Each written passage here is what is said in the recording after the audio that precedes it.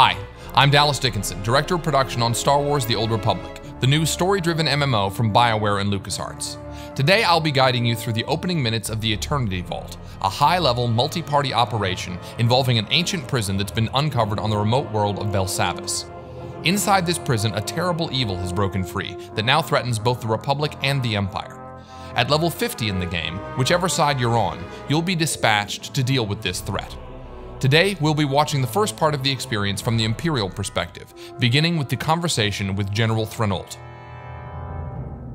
My lord, forgive the lack of protocol, but war has broken the chain of command, and my purpose is grave. I am General Threnault, commanding officer of the Imperial Reclamation Service. I understand you're familiar with us.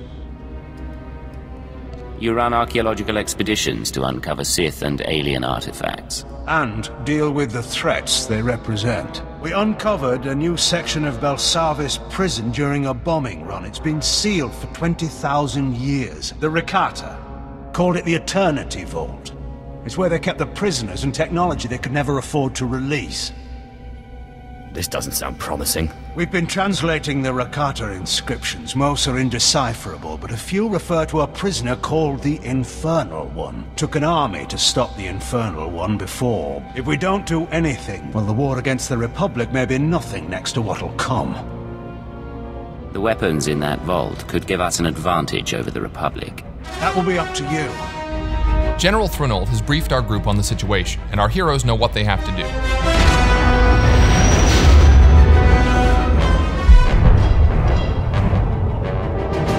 Within Belsavis atmosphere, proceeding to surface. All hands prepare for enemy fire. The Eternity Vault defenses are active. Coming into Belsavis' atmosphere, the Imperial ship has come under fire from the prison turrets and is going down. The players must get to the escape pods. Each player takes his or her own pod to land at different points on the planet's surface. Weather conditions are extreme on this part of Belsavis. Players have to run through the snowstorm to gather up around a burning escape pod. Enter my domain. Children unknowing, they will serve. That voice belongs to the Infernal One. He knows our heroes have come for him, and he has prepared his prison fortress to repel their attack. Our players wisely take a moment to activate any abilities that can give the group defensive and offensive bonuses. They're going to need them. So as the battle begins, you can see the Sith Juggernaut. He's the primary tank for the group, and he's rushing ahead to draw fire from the turrets and the enemy droids. The Sith Assassin is the group's second tank, and he's getting in there also, drawing one of the Eternal Sentinel droids to him with his Force Pull ability.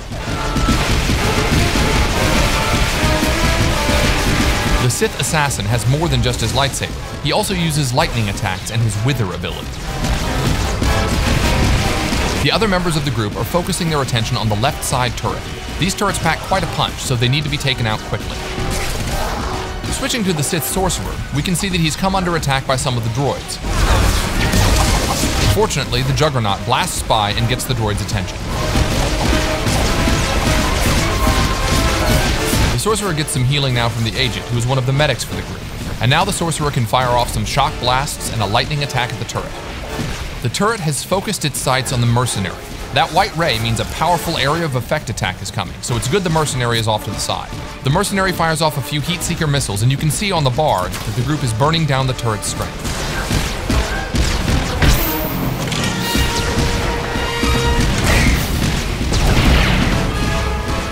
The majority of the group is now focused on taking out the remaining droids, while off in the distance, the Sith Marauder works on weakening that second turret.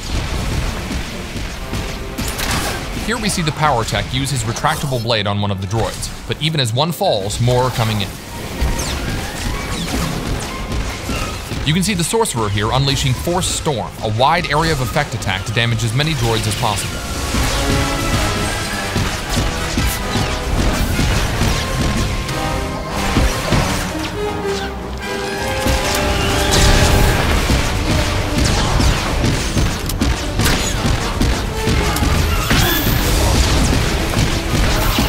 Alright, the last of the droids is down. Now they've just got to deal with that second turret.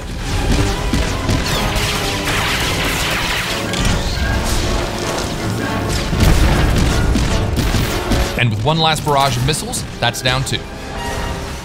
My finest creation, machine of machines.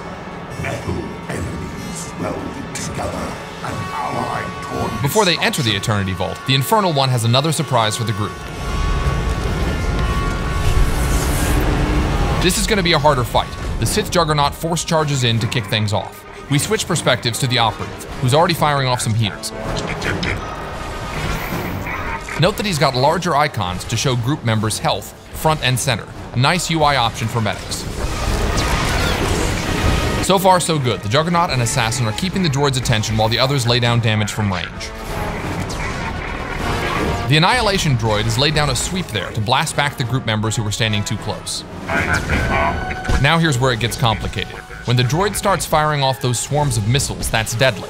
Fortunately, the group knows this, and you can see them taking cover behind the destroyed turret. So most of the group is hiding, but the Juggernaut and Assassin are actually able to withstand this kind of firepower, so they're just charging right back in.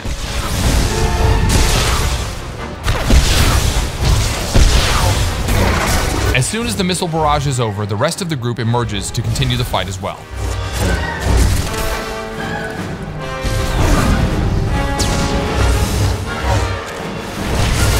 We switch to the Sith Sorcerer, who keeps his distance and keeps a steady flow of lightning streaming out to weaken the droid.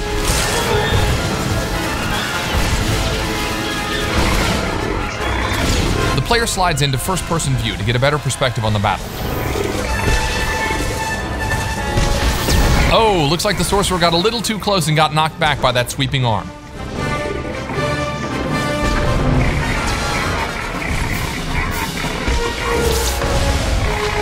Now the droid is beginning another bombardment with his rockets. This time the group doesn't hide, however, and instead collapses in and keeps fighting. It's critical here that the healers use area of effect heals on the entire group.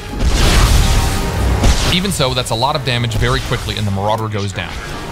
Luckily, the second Sorcerer, skilled in healing, has reanimation, which revives downed group members even in the midst of battle.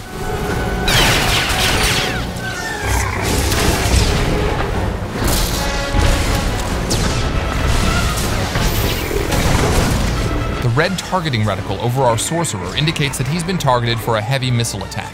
This attack will slam not only him, but anyone standing nearby, so he smartly moves away from the rest of the group to take the hit. methods analyzed. Engaging stone protocols.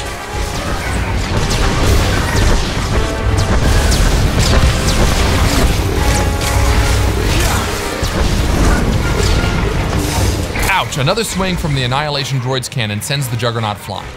He won't stay down long though. Running back, he uses Force Charge to leap into the fray.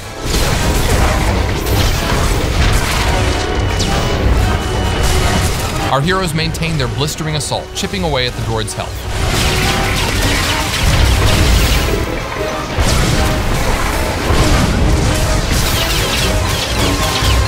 Methods analyzed. Engaging stone protocols.